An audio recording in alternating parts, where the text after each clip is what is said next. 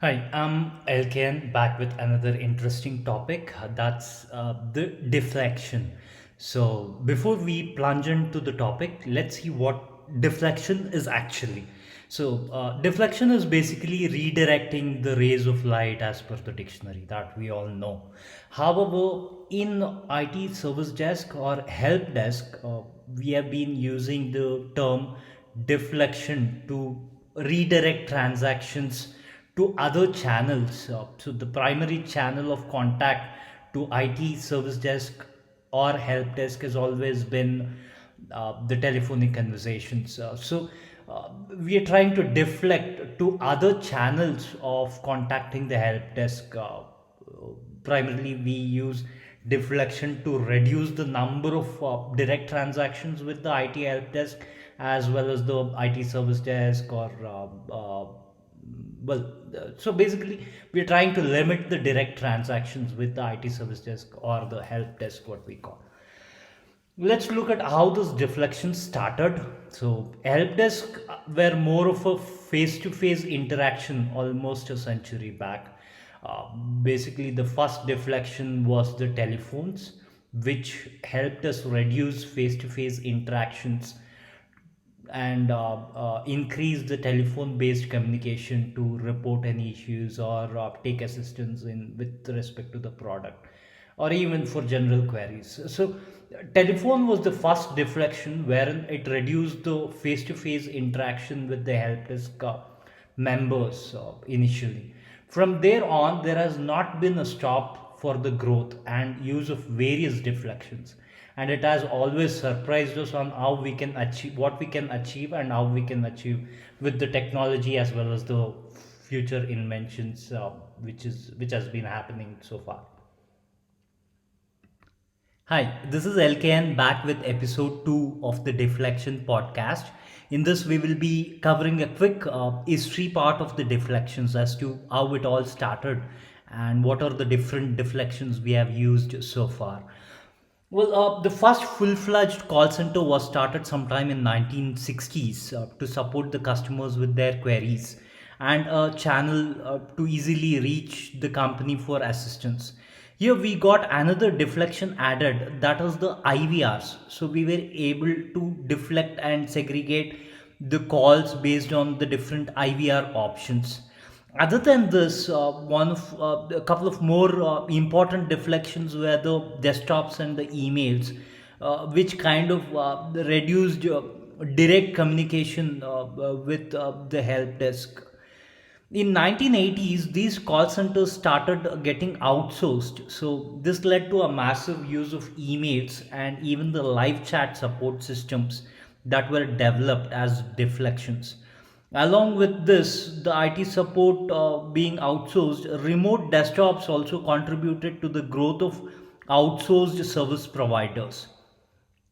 ITL was also finally out in 1999 officially as a best practice and had outlined the service providers and the customers along with the basics of the support driven service.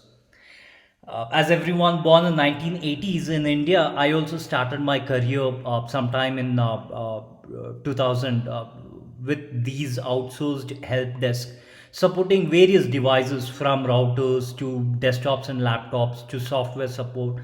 The growth and learning has been tremendous for me. The SOWs during these days were primarily transactional. So the more the number of transactions, as in the contact with the help desk or the support service of the service provider, the more the profit was for the service provider.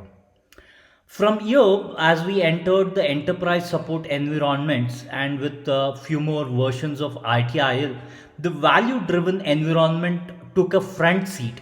Again, from here, the deflection started gaining the traction. I have had days where I have had 60 calls of password resets in a day where it's all about, and there were days where it's all about P1s as well. So both are not a good sign. In 2000, these service providers also started developing in-house built SSO, basically the single sign-on passwords reset option. So basically, this was kind of a one-place option to reset all their passwords linked to a single account, and they didn't have to remember multiple passwords. And this was kind of an easy way to manage. So we didn't stop here. So just to take overview of current state of deflections, we have come a long way from the initial deflections, as in we have IVRs in place, we have emails and chats in place, we have desktop support, basically the remote desktops in place, we have SSPR as well as SSO in place. We have also service catalogs now, part of the different ITSM tools we use, which kind of reduces the direct contact with the help desk or the IT service desk. We also have knowledge articles and other self help articles as well as options to reduce the direct contact with IT help desk or IT service desk. So, this is the current state where, but again, we are not happy with this as well. We are trying to attract or kind of increase more use of technology to add on more deflections. So, what are these deflections which we are adding, and how about the future of these deflections? That I'll be covering in the episode 3 of the Deflection podcast. Well, thank you. Hi, this is LKN back with episode 3 of the Deflection podcast. Well, in this, I would be covering the immediate deflections which are already available and would be adapted further. Along with this, I would also like to touch base on ITIL 4 as well as enterprise service management. Well, as we all know, ITIL or ITIL is the most used ITSM best practice.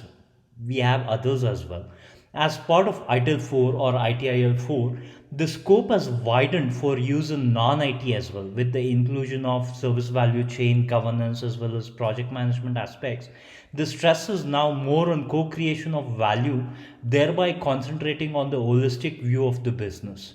I agree. ITIL was always stressing on the outcome, but it was limited to the outcome of a service.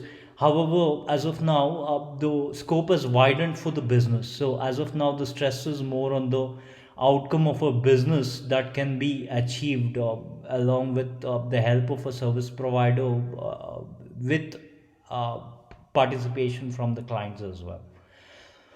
With this, we have enterprise service management. Well, enterprise service management is more of a name which was coined by the ITSM tool companies. But still, what is enterprise service management? It is a way to achieve digital transformation along with the use of ITSM best practice and ITSM tools in non IT business functions as well, which in turn helps us to reduce functions working in silos in non IT as well.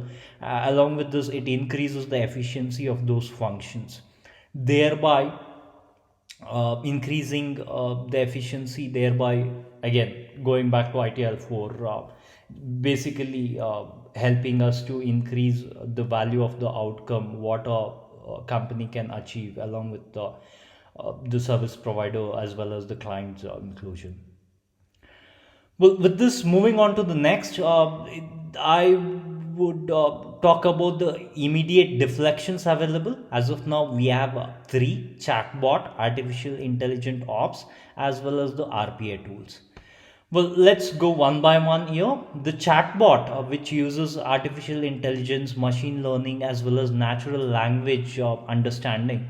Here, the end users call or text the chatbot for general queries as well as the simple issues as of now. Even the simple issues need human intervention as of now. So, the maturity level that the chatbot should achieve would be not only address general queries as well as the simple issues, but also provide issue resolution for most complex issues with least or no manual intervention. How this can be achieved? This can be achieved using artificial intelligent ops as well as RPA tools. So what is artificial intelligent ops or the AI ops? These are again tools which are available in the market by product development companies. Well, basically the AI ops works using the concept big data as well as machine learning, primarily used for analysis and automation. Well, the AI ops analyzes huge data and also provides uh, or a resolution, basically automated resolution.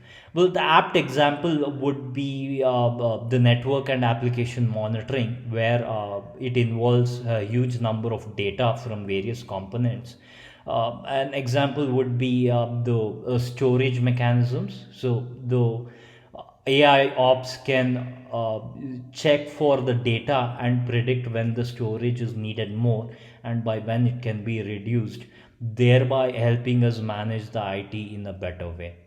Similarly, in non IT functions, the profit and loss management can be handled well, which involves huge number of financial transactions. So this is where AI ops would be useful. Next is the RPA tools or the robotic process automation tools. We already have many RPA tools developed. This helps us in automating repetitive activities. RPA tools is useful to replicate human activities, hence there is no change in the time taken to complete the activity. Rather, more of a efficiency is increased, and the operational expenses are reduced to a greater extent. So, with the use of these deflections, we are not only reducing the direct contact with humans, we are also increasing the efficiency and reducing the operational expenses. In future, we may see bots handling all analysis and providing options to choose from for humans for all kind of queries, issues and requests, in turn ensuring seamless service to all the customers. Upon choosing an option, the chatbot along with the AI ops and the RPA tool will be in a state to apply automated resolutions. We have already started using this. We will certainly see more adaptations in the industry, especially because the use of deflections will be directly linked to the operational expenses. With that, I end this podcast. Thank you.